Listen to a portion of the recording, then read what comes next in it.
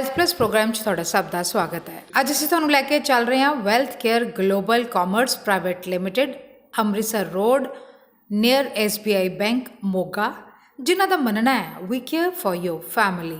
ਇਹਨਾਂ ਦਾ ਮਿਸ਼ਨ ਹੈ ਤੁਹਾਨੂੰ ਤੁਹਾਡੇ ਘਰ ਦਾ ਤੰਦਰੁਸਤ ਰੱਖਣ ਵਾਲਾ ਡਾਕਟਰ ਬਣਾਉਣਾ, ਤੁਹਾਡੇ ਅੰਦਰ ਸ਼ਕਤੀ ਪੈਦਾ ਕਰਨਾ, ਜਿਸ ਨਾਲ ਤੁਸੀਂ ਆਪਣੇ ਬੱਚਿਆਂ ਨੂੰ 100 ਸਾਲ ਦੀ ਉਮਰ ਤੱਕ ਲੈ ਕੇ ਜਾਓਗੇ। ਪਹਿਲਾ ਸੁਖ ਨਿਰੋਗੀ ਕਾਇਆ, ਦੂਜਾ ਸੁਖ ਘਰ ਵਿੱਚ ਮਾਇਆ।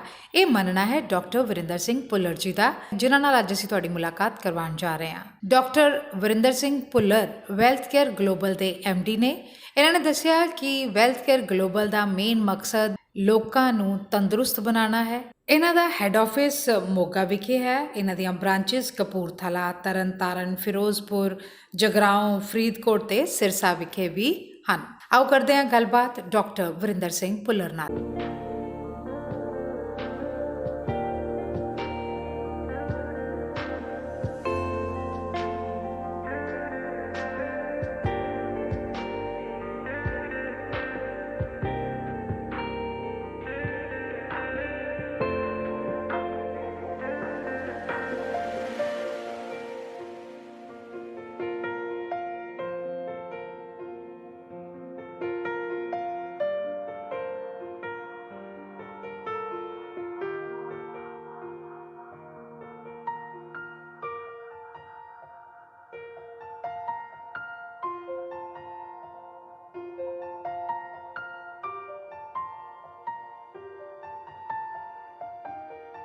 ਦਰਸ਼ਕੋ, ਹੈਲਥ ਪਲੱਸ ਪ੍ਰੋਗਰਾਮ 'ਚ ਤੁਹਾਡਾ ਸਵਾਗਤ ਹੈ। ਅੱਜ ਅਸੀਂ ਤੁਹਾਨੂੰ ਮਿਲਾਉਣ ਜਾ ਰਹੇ ਹਾਂ ਇੱਕ ਐਸੀ ਸ਼ਖਸੀਅਤ ਦੇ ਨਾਲ ਜੋ ਪਿਛਲੇ ਲੰਬੇ ਸਮੇਂ ਤੋਂ ਲੋਕਾਂ ਦੇ ਦੁੱਖ ਹੀ ਦੂਰ ਨਹੀਂ ਕਰ ਰਹੀ, ਪਰ ਉਹਨਾਂ ਨੂੰ ਅੱਗੇ ਤੋਂ ਇੱਕ ਨੈਟਵਰਕ ਬਣਾਉਣ ਦੇ ਲਈ ਵੀ ਉਤਸ਼ਾਹਿਤ ਕਰ ਰਹੀ ਹੈ। ਸਾਡੀ ਮੁਰਾਦ ਹੈ ਡਾਕਟਰ ਵਰਿੰਦਰ ਸਿੰਘ ਜੀ ਦੇ ਨਾਲ, ਭੁੱਲਰ ਜੀ ਦੇ ਨਾਲ, ਜਿਹੜੇ ਕਿ ਵੈਲਥ ਕੇਅਰ ਗਲੋਬਲ ਦੇ MD ਨੇ ਔਰ ਇੱਕ ਹੋਣਹਾਰ ਡਾਕਟਰ ਨੇ। ਡਾਕਟਰ ਸਾਹਿਬ, ਤੁਹਾਡਾ ਸਵਾਗਤ ਹੈ ਸਾਡੇ ਸਪੈਸ਼ਲ ਸ਼ੋਅ 'ਚ। ਥੈਂਕ ਯੂ ਗਰਗ ਸਾਹਿਬ, ਬਹੁਤ ਬਹੁਤ ਧੰਨਵਾਦ ਤੁਹਾਡਾ ਪੰਜਾਬ TV ਦਾ ਜਿਹਨੇ ਮੌਕਾ ਦਿੱਤਾ। ਡਾਕਟਰ ਸਾਹਿਬ, ਜੋ ਕਨਸੈਪਟ ਹੈ ਤੁਹਾਡਾ ਵੈਲਥ ਕੇਅਰ ਗਲੋਬਲ ਦਾ, ਜਿਸ ਤਰੀਕੇ ਦੇ ਨਾਲ ਤੁਸੀਂ ਕੇਵਲ ਪੇਸ਼ੈਂਟ ਠੀਕ ਹੀ ਨਹੀਂ ਕਰਦੇ, ਬਲਕਿ ਉਹਦੇ 'ਚ ਇੱਕ ਐਸੀ ਤਾਕਤ ਵੀ ਮੁੜ ਕੇ ਭਰ ਦਿੰਦੇ ਹੋ ਕਿ ਉਹ ਅੱਗੇ ਵੀ ਪੇਸ਼ੈਂਟ ਠੀਕ ਕਰ ਦੇਵੇ, ਕੀ ਇਹ ਕਨਸੈਪਟ ਹੈਗਾ? ਕੀ ਕਹਿਣਾ ਚਾਹੋਗੇ? ਮੇਨ ਗਰਗ ਸਾਹਿਬ, ਇਹਦੇ 'ਚ ਮੇਨ ਚੀਜ਼ ਇਹ ਹੈਗੀ ਕਿ ਅੱਜ ਹਰ ਇਨਸਾਨ, ਹਰ ਘਰ ਦੇ ਅੰਦਰ ਅਗਰ 5 ਤੋਂ 6 ਮੈਂਬਰ ਦਾ ਇੱਕ ਢਾਂਚਾ ਹੈ, ਉਹਦੇ 'ਚ 2 ਤੋਂ 3 ਕਨਫਰਮਡ ਹੋ ਚੁੱਕੇ ਪੇਸ਼ੈਂਟ ਨੇ, ਠੀਕ ਹੈ। ਔਰ ਹਰ ਇਨਸਾਨ ਜਦੋਂ ਪੇਸ਼ੈਂਟ ਬਣਦਾ ਉਦੋਂ ਡਾਕਟਰ ਵੱਲ ਦੌੜਦਾ, ਠੀਕ ਹੈ। ਔਰ ਕਦੀ ਵੀ ਸਾਡੇ ਸਰੀਰ ਦੇ ਅੰਦਰ, ਸਾਡੀ ਬਾਡੀ ਦੇ ਵਿੱਚ ਪਹਿਲੇ ਦਿਨ ਰੋਗ ਨਹੀਂ ਬਣਦਾ। ਸਭ ਤੋਂ ਪਹਿਲਾਂ ਬਾਡੀ ਸਾਨੂੰ ਸਿੰਪਟਮ ਦਿੰਦੀ ਹੈ, ਲੱਛਣ। ਅੱਜ ਜਿੰਨੀ ਵੀ ਭੀੜ ਹੈ, ਕਰਾਊਡ ਹੈ ਹਸਪੀਟਲਸ ਦੇ ਵਿੱਚ ਵੀ, ਉਹ 100% ਪੇਸ਼ੈਂਟ ਲੋਕਾਂ ਦਾ ਨਹੀਂ ਹੈ। ਉਹਦੇ 'ਚ 85% ਲੋਕ ਉਹ ਨੇ ਜਿਨ੍ਹਾਂ ਦੇ ਸਿੰਪਟਮ ਚੇਂਜ ਨੇ, ਉਹ ਡਿਕਲੇਅਰਡ ਨਹੀਂ ਕਿ ਉਹ ਇਸ ਪਾਰਟੀਕੂਲਰ ਡਿਜ਼ੀਜ਼ ਦੇ ਪੇਸ਼ੈਂਟ ਨੇ।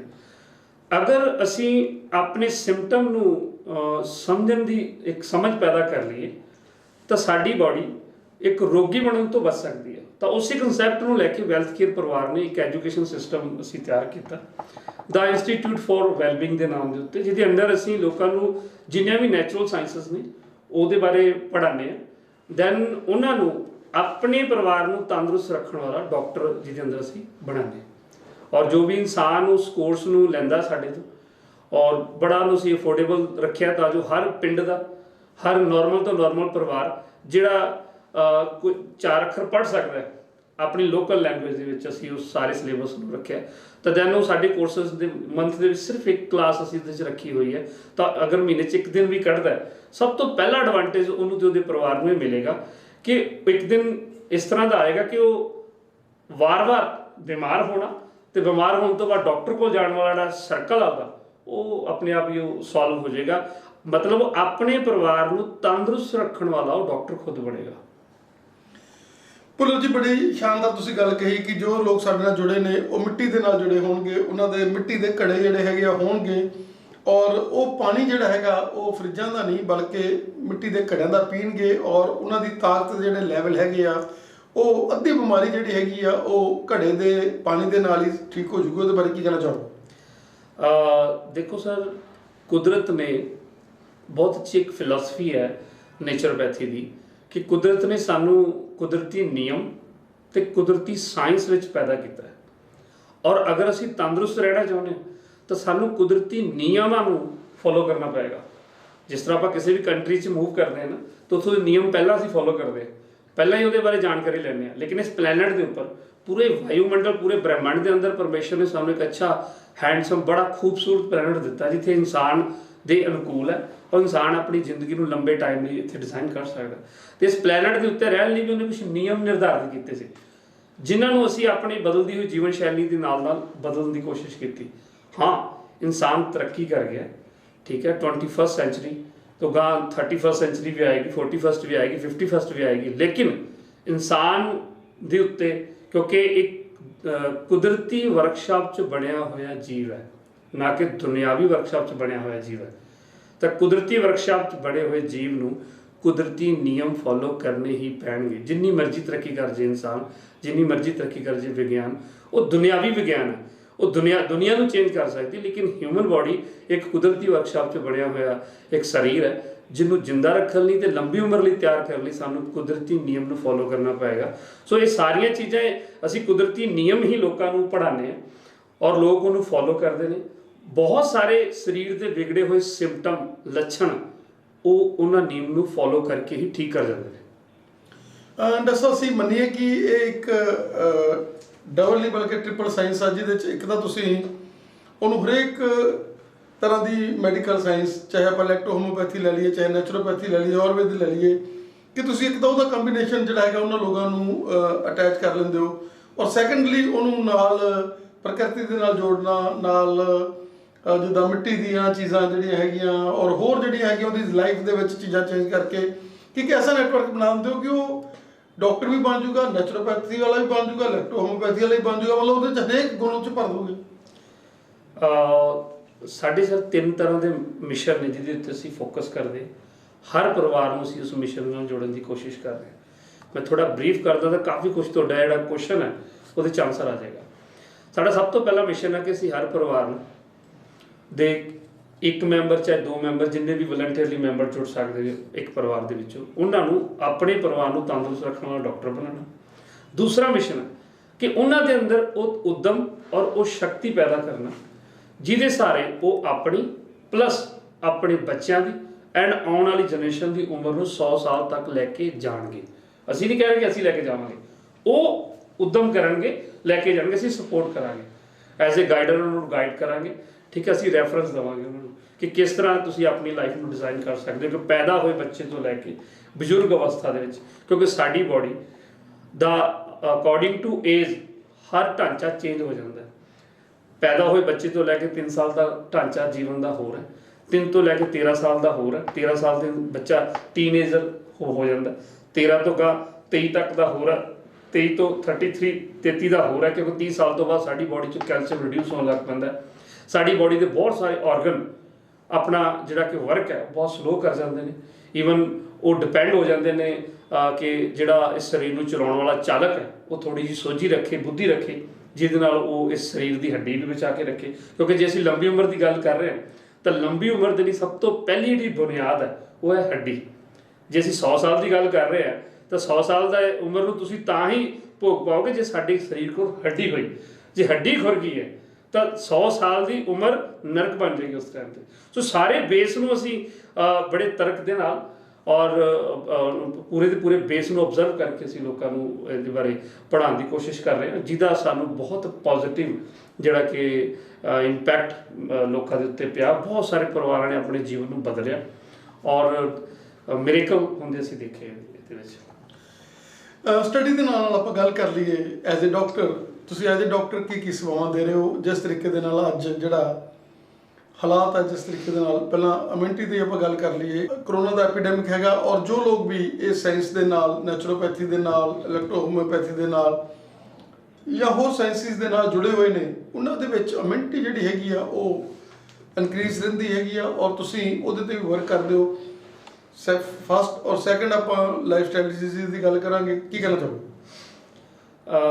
ਜਿਸ ਤਰ੍ਹਾਂ ਕਿ ਤੁਸੀਂ ਕਰੋਨਾ ਐਪੀਡੈਮਿਕ ਦੀ ਗੱਲ ਕੀਤੀ ਹੈ, ਨੋ ਡਾਊਟ ਇਹਦੇ ਵਿੱਚ ਵੀ ਅਗਰ ਅਸੀਂ ਇਹਨਾਂ ਚੀਜ਼ਾਂ ਤੋਂ ਬਚਣਾ, ਈਵਨ ਹੋਰ ਵੀ ਬਹੁਤ ਸਾਰੇ ਵਾਇਰਸਿਸ ਐਂਡ ਬੈਕਟੀਰੀਆਜ਼, ਹੋਰ ਵੀ ਚਾਹੇ ਫਲੂ ਵਾਇਰਸਿਸ ਨੇ, ਪਹਿਲਾਂ ਵੀ ਆਏ, ਅੱਜ ਵੀ ਆਇਆ, ਇਨ ਫਿਊਚਰ ਵੀ ਆਉਂਦੇ ਰਹਿਣਗੇ।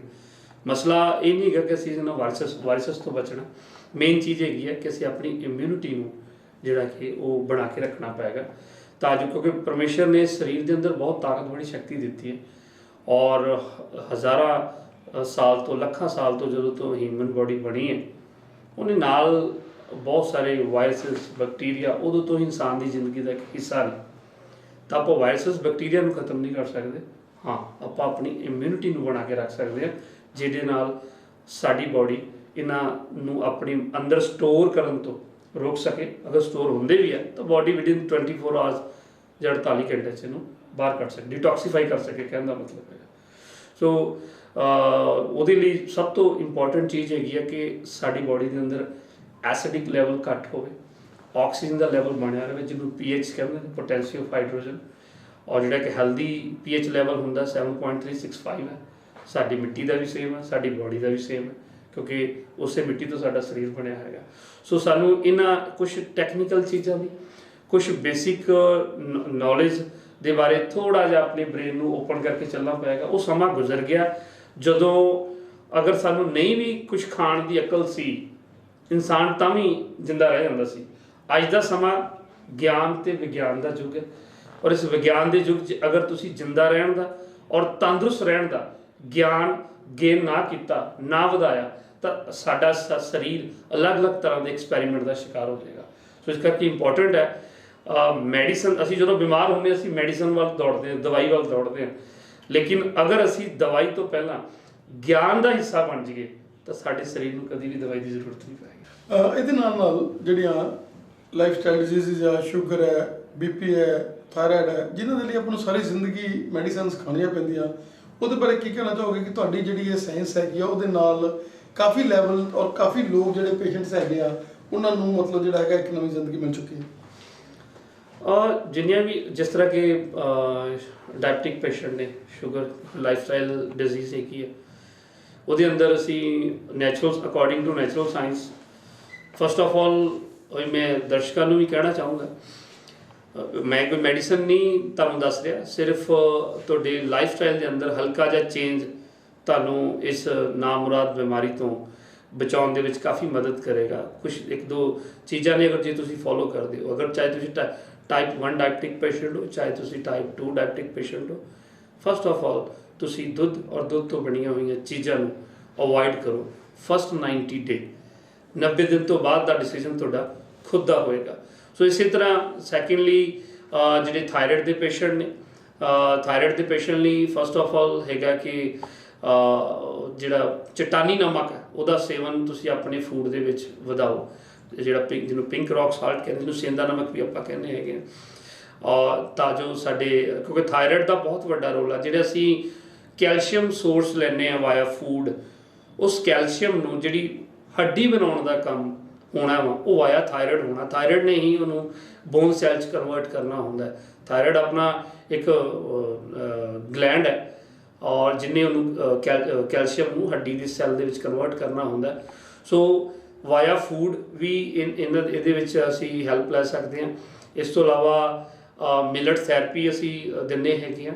ਮਿਲਟਸ ਦੇ ਰਾਹੀਂ, ਪੋਜ਼ੀਟਿਵ ਅਨਾਜ ਦੇ ਰਾਹੀਂ ਤੁਸੀਂ ਆਪਣੇ ਇਸ ਪ੍ਰੋਬਲਮ ਨੂੰ ਠੀਕ ਕਰਨ ਦੇ ਵਿੱਚ ਹੈਲਪ ਲੈ ਸਕਦੇ ਹੋ।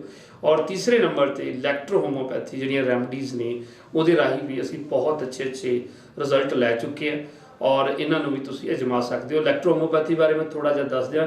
ਥੋੜ੍ਹੀ ਜਿਹੀ ਕਈ ਵਾਰੀ ਕਨਫਿਊਜ਼ਿੰਗ ਵੀ ਹੁੰਦੀ ਹੈ ਕਿਉਂਕਿ ਇਹਦੇ ਅੰਦਰ ਨਾਲ ਹੋਮੋਪੈਥੀ ਵਰਡ ਲੱਗਦਾ ਹੈ।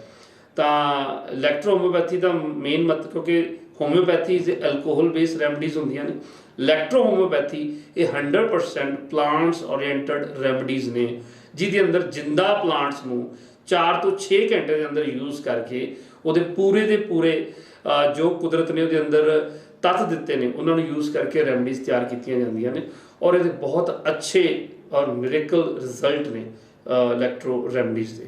ਸੋ ਬਹੁਤ ਸਾਰੇ ਜਿਹੜੇ ਕਿ ਪੇਸ਼ੈਂਟ ਸਾਡੇ ਨਾਲ ਜਿਹੜੇ ਕਿ ਕਰੋਨਿਕਲ ਵੀ ਸੀ, ਲਾਈਫ ਸਟਾਈਲ ਡਿਜ਼ੀਜ਼ ਨਾਲ ਵੀ ਗ੍ਰਸਤ ਸੀ, ਉਹਨਾਂ ਨੇ ਬਹੁਤ ਅੱਛਾ ਐਡਵਾਂਟੇਜ ਲਿਆ ਇਹਨਾਂ ਰੈਮਡੀਜ਼ ਦੇ ਨਾਲ, ਆਪਣੀ ਲਾਈਫ ਨੂੰ ਬੈਟਰ ਕੀਤਾ। ਪੁਲਸ ਸਾਹਿਬ, ਯੂ ਆਰ ਐਨ ਇੰਸਟੀਟਿਊਸ਼ਨ, ਬੜਾ ਲੰਬਾ ਡਾਟਾ ਤੁਹਾਡੇ ਕੋਲੇ, ਪਰ ਇਸ ਚੈਨਲ ਦੇ ਮਾਧਿਅਮ ਤੇ ਅਸੀਂ ਚਾਹਾਂਗੇ ਕਿ ਅਸੀਂ ਤੁਹਾਡੇ ਨਾਲ ਹਮੇਸ਼ਾ ਜੁੜਦੇ ਰਹੀਏ, ਤੁਹਾਡੀਆਂ ਯੂਜ਼ਫੁਲ ਟਿਪਸ ਆ ਜਿਹੜੇ ਆਪਣੇ ਦਰਸ਼ਕਾਂ ਨਾਲ ਸਾਂਝੇ ਕਰਦੇ ਰਹੀਏ ਜਲਦੀ ਜਲਦੀ ਕੀ ਤੁਹਾਡਾ ਮੈਸੇਜ ਹੋਊਗਾ ਤੁਹਾਡੇ ਦੇਖਣ ਵਾਲੇ ਦਰਸ਼ਕਾਂ ਨੂੰ?